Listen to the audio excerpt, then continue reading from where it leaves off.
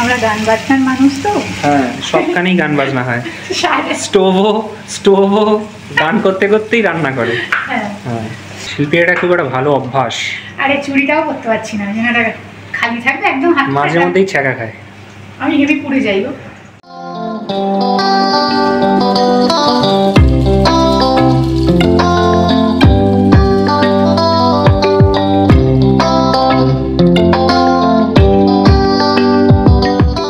এবার আমরা প্রেজেন্টেশনটা করে ফেলি, মানে আমাদের কাজটা দেখানো শুরু করে। এদিক দিয়ে ওদিক দিয়ে ভিডিও, ছবি।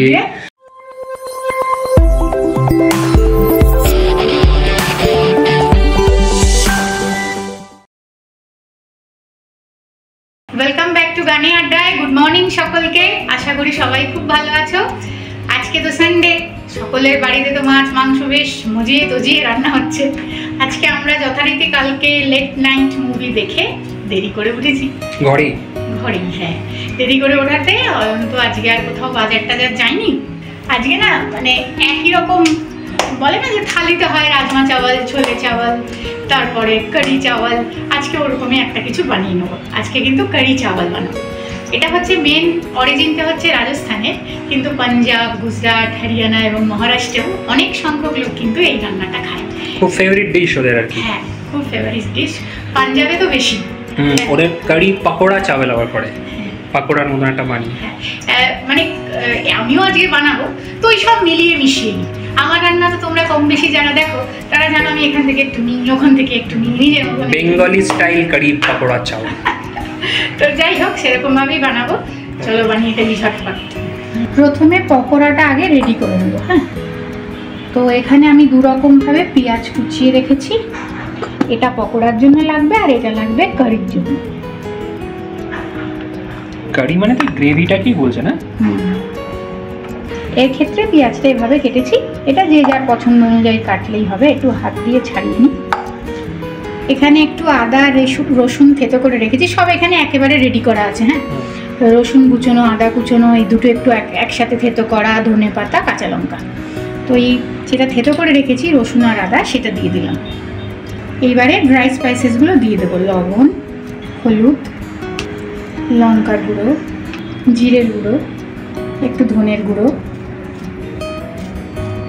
পরিমাণ মতো বেসন,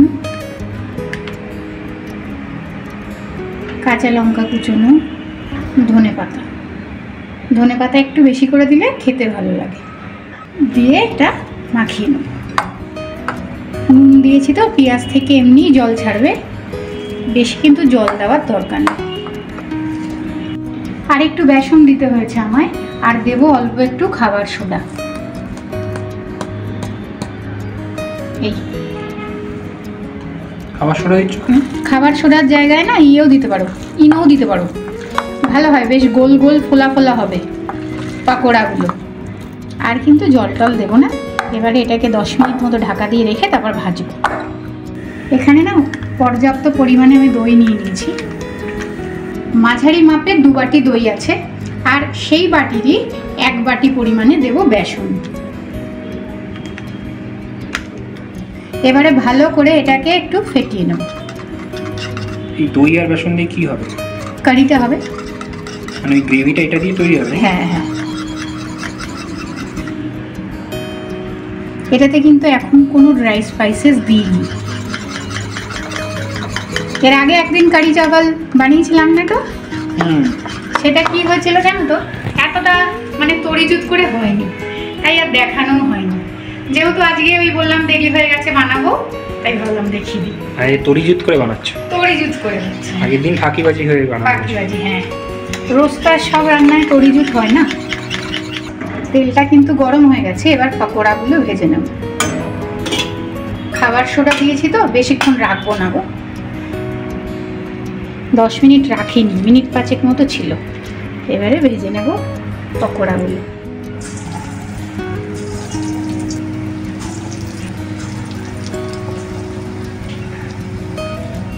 লোহার কড়াই তো, ভয়ে ভয়ে গ্যাসটা জুড়ে দিচ্ছি। খুব তাড়াতাড়ি হয়ে যায় জানো, গ্যাসের মানে গরম হয়ে গেলে কড়াইটা। এমনিতে তুমি হাতে ছ্যাঁকা খেয়ে বসে আছো। হ্যাঁ, হাতটা অনেকটা গেছে। শিল্পীর এটা খুব একটা ভালো অভ্যাস। আরে চুরিটাও করতে পারছি না, যেন এটা খালি থাকবে একদম হাত। মাঝে মধ্যেই ছ্যাঁকা খায়। আমি হেভি পুড়ে যাইব, পুড়ে টুড়ে মনে হয় শেষ বয়সে পড়ে যাবো, বুঝলে? আগের থেকে ওয়ার্নিং দিচ্ছে, হেভি পুড়ি। হয় ছ্যাঁকা নয় ভাপে পোড়া। কিরকম ফুলছে দেখেছো, গোল গোল হয়ে? এটা হচ্ছে গিয়ে ওই খাবার সোডা বা ইনোর জন্যই হয়।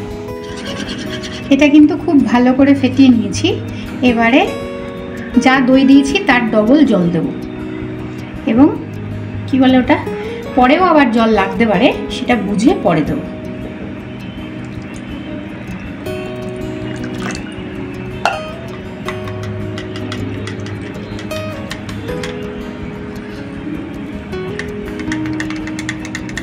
পকোড়া রেডি।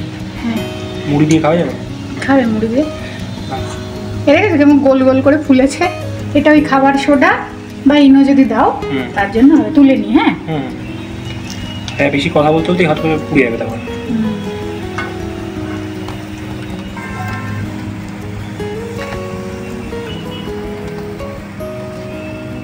ফোড়নে দিয়ে দেবো জিরে, মেথি, একটু সর্ষে, এটাকে এখানে বলে রাই, কারি পাতা। বাবা কি মিশিয়েছো? কারি পাতা, দুটো শুকনো লঙ্কা। বলবে না আগে থেকে? একটুখানি খাও না, চিটা। ইন্স্যুরেন্স করতে হবে তো আগে কারি পাতা দেওয়ার আগে। তাহলে এসে হিং দেবো। আচ্ছা আচ্ছা, দিয়ে দিচ্ছি একটু হিং। এবার ফোড়নটা ভালো করে একটু ভেজে নিই।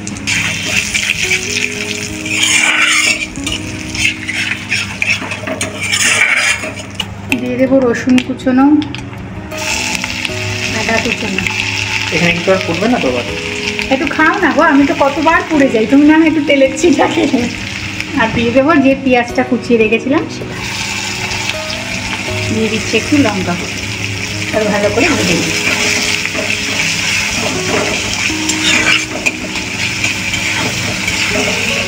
কি নড়া নড়ছে।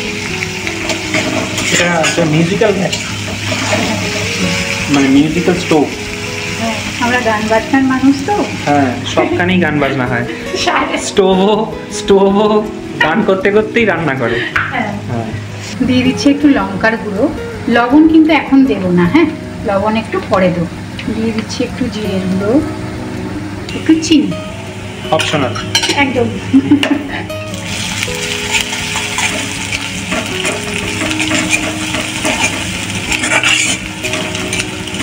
একটা বাটিতে একটু হলুদ গুলে রেখেছি, এটা দিয়ে দেবো।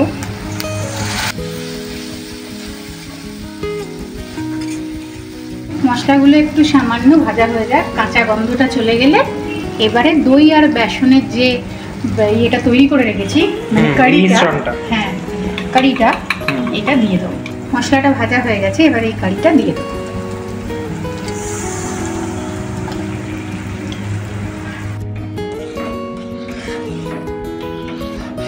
আমি কিন্তু এখনো রান্নাটায় কোনো লবণ দিইনি। পকোড়াগুলো ভাজার সময় যেটুকু লবণ দিয়েছি তাই। আগে 20-25 মিনিট একটু ভালো করে বেসনটাকে হতে দেবো, দই আর বেসনটা। আর লবণটা কেন দিইনি জানো? কেন? লবণটা দিলে, ব্যঙ্গ করবে না কিন্তু, তুই বলে কেন জানো? লবণটা দিলে না অনেক সময় দইটা ফেটে যায়, সেই কারণে এটাকে আগে কুক করে নেবো 20-25 মিনিট। আর একটু জলও দিতে হবে আমার, তারপরে আমি লবণটা দেবো। মানে লবণ আগে দেওয়া যাবে না? না, দইটা ফেটে যেতে পারে, কেটে যেতে পারে। হ্যাঁ, দেখেছো কিরকম ঘন হয়ে যাচ্ছে? বেসন আছে তো, আমি আর একটু জল দিই। এই গ্লাসেরই আরো 1 গ্লাস মতন জল দিলাম। ভালো করে এবার আগে এটাকে তেলটা ছাড়তে দেবো। এই যে দেখেছো ওপরে তেলটা অনেকটা ছেড়েছে, এবং এটাও অনেক ঘন হয়ে গেছে। দেখো যেরকম পাতলা জল দিয়েছিলাম আর কিন্তু নেই। এবার বেসনটাও পুরোটা কুকড হয়ে গেছে, কাঁচা ভাবটাও আর নেই। এই পর্যায়ে দিয়ে দেবো হচ্ছে ধনে পাতা, আর দিয়ে দেবো লবণ।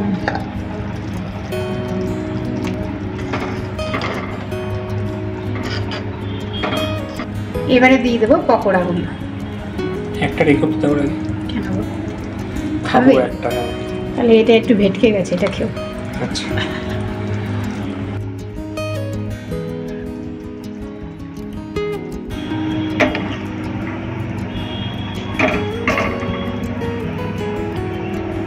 কিন্তু একেবারে হয়ে গেছে গো। এবার একটা তড়কা বানাবো। তড়কার জন্য নিয়ে নিচ্ছি ঘি, দিচ্ছি একটু জিরে, 2টো শুকনো লঙ্কা, রসুন কুচনো, কাশ্মীরি লাল লঙ্কার গুঁড়ো।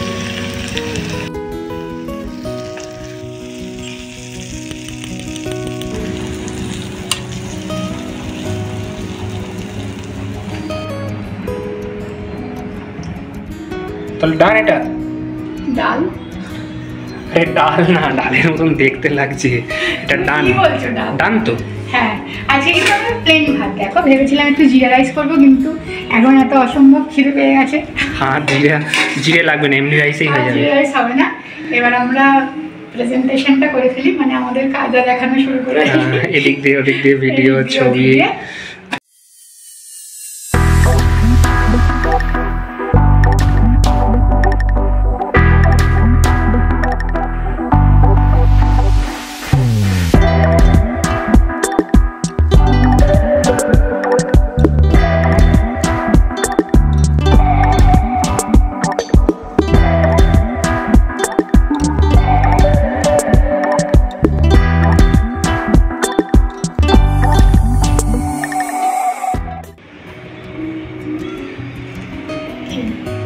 দেখি মনে হচ্ছে কখন জবাং করে ঝাঁপ দিয়ে খেয়ে নেবো, তাই না? ভালো আছে গো, দেখতে তো দারুণ লাগছে। জানি না গো, চেখে দেখি। তো যাই হোক, কারি পকোড়া চাওয়াল একেবারে রেডি। দেখলে সেই বাঙালি পকোড়াই বেরিয়ে গেল। পকোড়া, হ্যাঁ, কারি পকোড়া চাওয়াল একেবারে রেডি। আর কিছু লাগবে না কেন ভাই, আজকে তো আমরা এটাই খাচ্ছি এবং পেট ভরে খাবো। ভিডিওটাও আজকে এখানে শেষ করি। এবার খিদে পেয়ে গেছে, আর বেশি বলা যাচ্ছে না, বেশি বলতেও পারছি না। ভালো লাগলে একটা লাইক করে দিও, বাড়িতে ট্রাই করো। আবার পরের দিন নতুন ভিডিওর সাথে দেখা হচ্ছে।